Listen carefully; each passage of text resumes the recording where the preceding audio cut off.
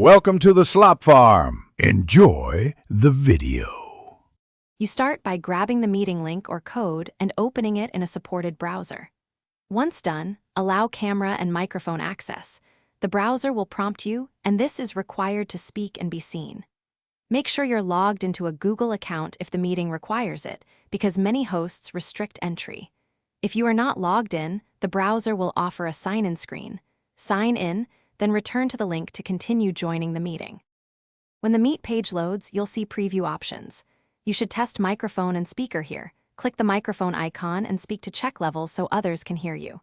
Next, select camera and background blur if needed to protect privacy. If prompted, choose how to join audio. Computer audio is simplest. After you confirm preview settings and your display name, click Join Now to enter the meeting lobby.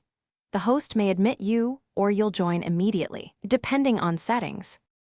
Once inside, manage audio and video with the toolbar. Mute when not speaking to reduce noise and use chat for links or questions.